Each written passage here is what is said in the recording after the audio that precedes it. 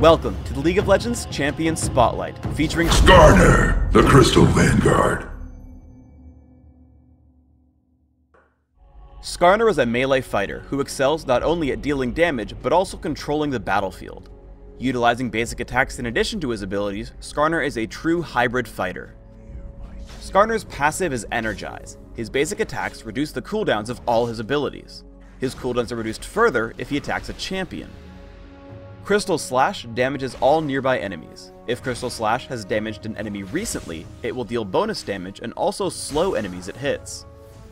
Crystalline Exoskeleton gives Skarner bonus movement and attack speed in addition to a damage blocking shield for a few seconds.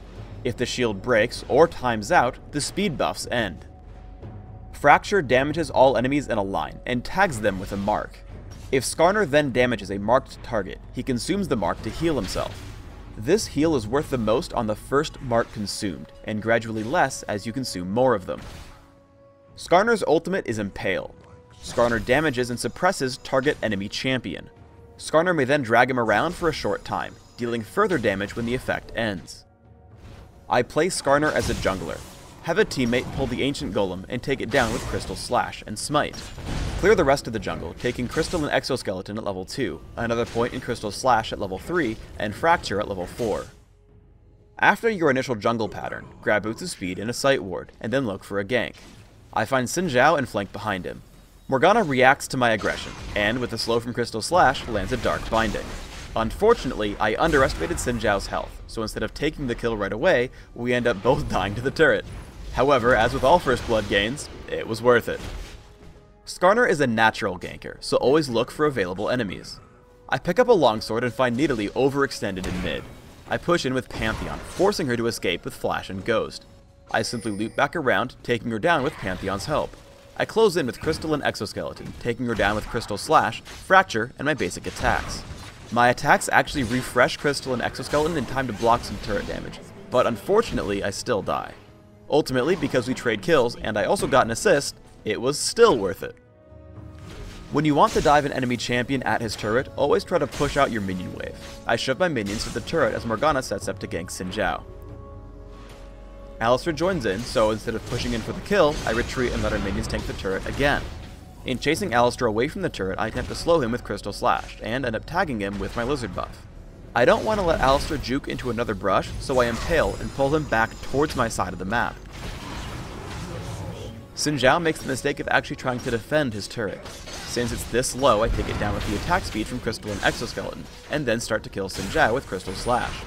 I stick onto him using all my abilities. Fracture damages and keeps me healthy, Crystal Slash slows him down, and Crystalline Exoskeleton keeps me in range for further attacks and lower cooldowns thanks to Energize.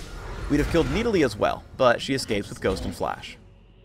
We get into a teamfight in the enemy jungle. I take on the role of a damage dealer in a major fight, trying to find the biggest threat and sticking to him. After getting pulled by Blitzcrank, I spot Xin Zhao and head for him immediately. I lead with Fracture and throw out consistent damage with Crystal Slash and basic attacks. However, I'm not extremely tanky, so I have to retreat until Kayle hits me with Intervention. Turning back in, we take down Xin Zhao and Nasus, again sustaining myself with Fracture and stopping them from running with Crystal Slash. Alistar makes his way in, and Sho'gath dies. I look for the most threatening target, which is Nidalee when she enters the battle. Blitzcrank lands an amazing hook, but I just barely survive the turret with Crystalline Exoskeleton.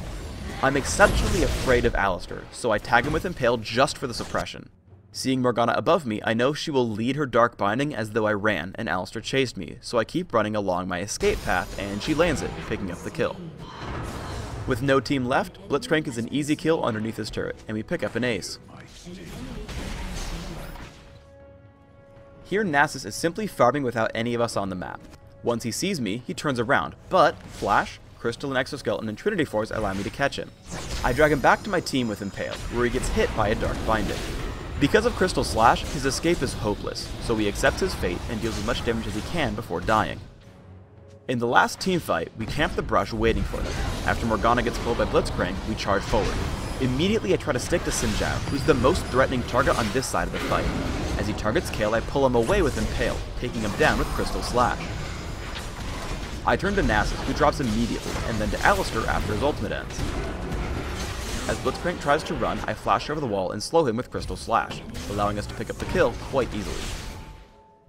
For runes, I take flat damage marks, flat armor seals, magic resist per level glyphs, and flat damage quintessences.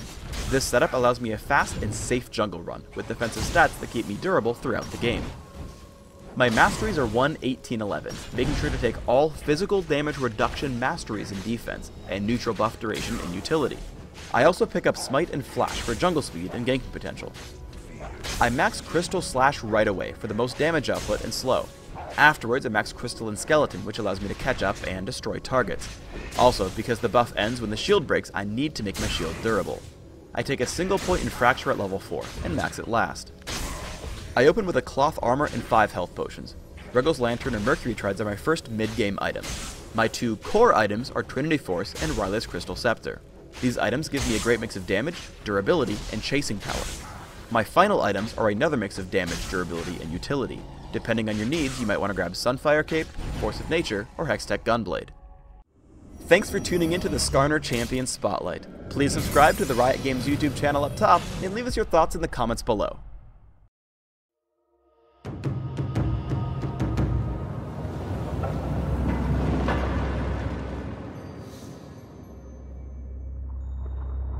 Tons of damage, extremely worth it.